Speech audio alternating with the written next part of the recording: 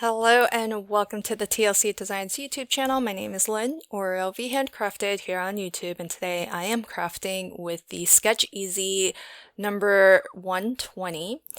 And I'm actually not following the sketch, but I wanted to show that if you've been collecting these digi bundles, you can start to really mix and match them together and create scenes like this one. So I'm going to start off showing you how to play with some of these digis in a photo editing software. I'm starting off by creating a rectangle that is 4¼ by 5½, and that will represent my USA2 size card front. So the wonderful thing with digis is that you can scale them up and down, and I want to make sure that as I'm scaling my images that it still works well for the scale card that I want to create. And here's some masking that I'm doing. Photoshop has a feature called clipping mask, and the way that this works is the shape that you want is on the bottom and the pattern that you want to be clipped to that shape or defined by that shape is on top. Now you notice when I do this, the outline of the bow is missing, but it does look like the bow is made out of this pattern paper that I've chosen, which is included in the sketch bundle. And so what I do to get the outline back is I just duplicate the bow and I put it over top, and then I choose multiply. And look at all of that dimension that adds. Because the original image is grayscale, not purely black and white, it does have some shading. So you get all of that shading right over top. So it's really fun to kind of manipulate. This is almost like what you would do paper piecing. If you had patterned paper, you would stamp on top of it and fussy cut. And so that's how you would do it digitally. Now, I know I'm showing everything rather quickly because what I also want to cover in this video is how you can create the exact same scene in a word processing tool too. But if there is interest in seeing me do this a little bit slower, whether it's in Photoshop or a different software like Microsoft Word, I would be happy to create another video tutorial that is step-by-step and a little bit slower so that you can actually see what I'm doing. But you can always slow down this video, pause it whenever you want, and use it as a tutorial that way as well. The other feature and the other way that you could do clipping in Photoshop is just I use the lasso tool to copy and paste an area of the bear's paw that would or should be covering the lollipop to make it look as though he is holding it. And so all I did was just erase the portions of that paw that were covering the lollipop where it shouldn't be.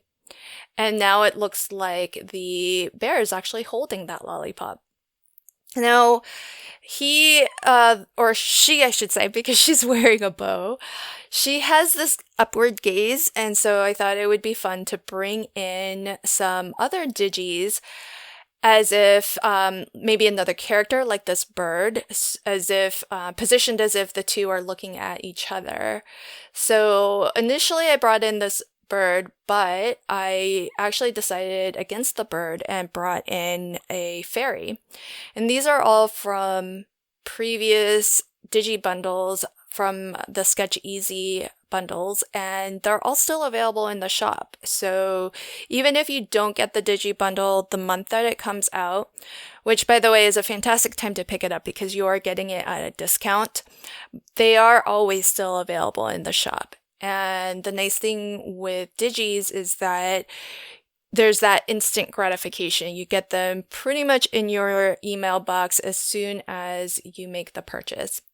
And here I decided to bring in this fairy, which I thought was really, really cute. And my idea for this scene that I want to create is that She's maybe helping to set up for a birthday party for our little bear here, who is just kind of enjoying the scene, maybe hanging out with her. So I brought in some bunting from another Sketch Easy Digi bundle, and I'm gonna have my fairy flying as if she is actually the one who is draping or putting up the bunting. So I thought that would be a cute little scene. Originally, she is facing to the left, but I want her to sort of be gazing right back at the bear as if maybe they're having a conversation together as she's helping to set up for the party.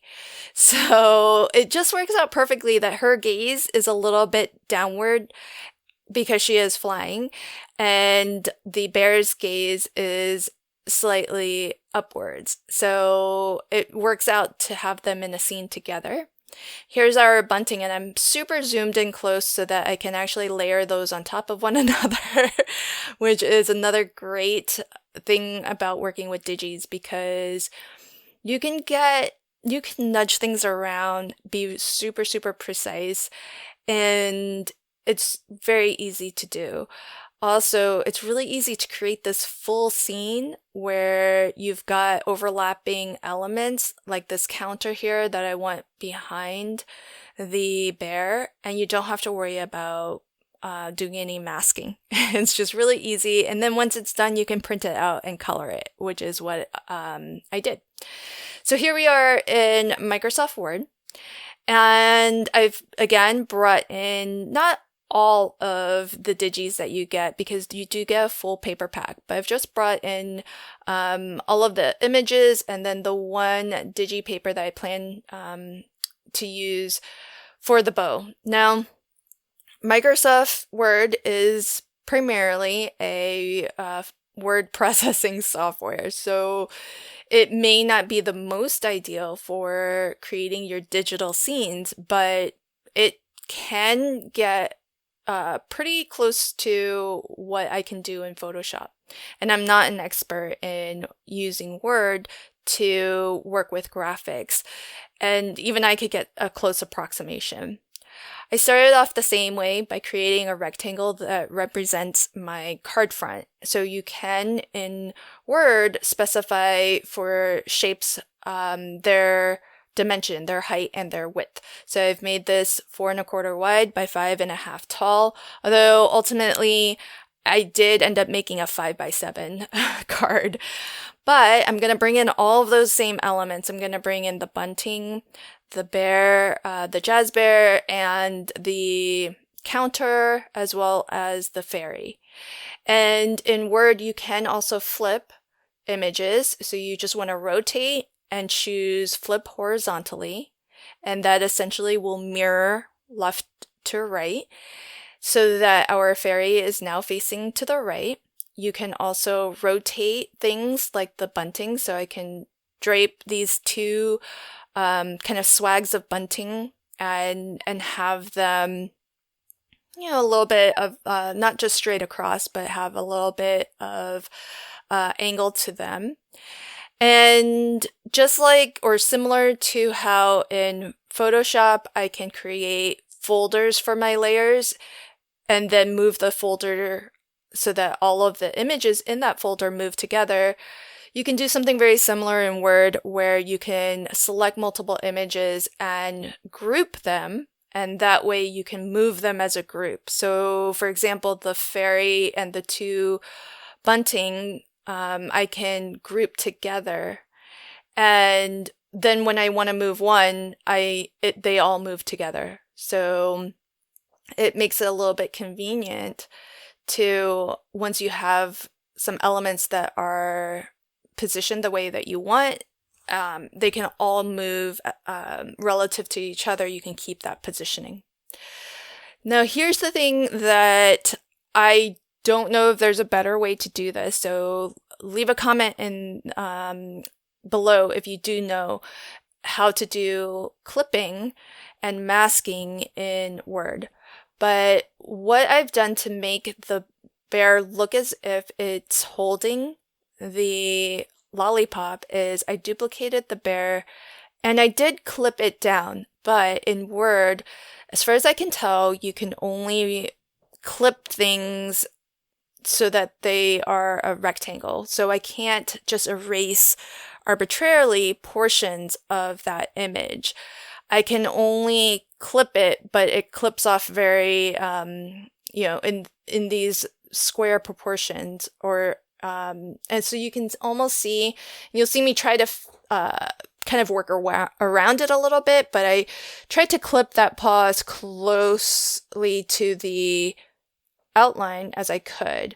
But you can see at the top there, it's not 100% correct. There's a little bit of white from the paw that is still covering the lollipop. And so my attempt to fix that will be to do the exact same thing, but layer another copy of the lollipop. And the reason why this keeps bouncing up and down is because when you deselect something, it resets to the top of the page. So here I've just got a portion. Actually, I deleted that layer and I'm going to do that over again. So I'm going to leave this lollipop angled the way it is and then just crop it. So I used the cropping function to just clip out the portion that I want to keep. Again, it's not perfect. I tried to get it as close to the paw as possible, but there are lots of different angles there that don't exactly line up with how you can clip the images. So there may be a better way of doing this in Word that I just don't know about. So as I mentioned, if you do know a better way to do clipping in Word, let me know what command or feature to search for, and I'll definitely research that. Now, when it comes to doing that sort of paper piecing look, I really don't know if there's a way to do that, but you can color images. So if you select an image, there's a color option, and you can kind of fill it in with a different color. So that's what I did to just approximate that bow, the blue bow. And again, here is that final image all colored up. I used alcohol markers to do the coloring on the images, and I used soft pastels to fill in and color the background. If you want to see me doing the coloring of this, I have a sped up reel or short video that you can check out later this week. Thanks so much for joining me today. Until next time, happy crafting and have a fantastic day. Bye.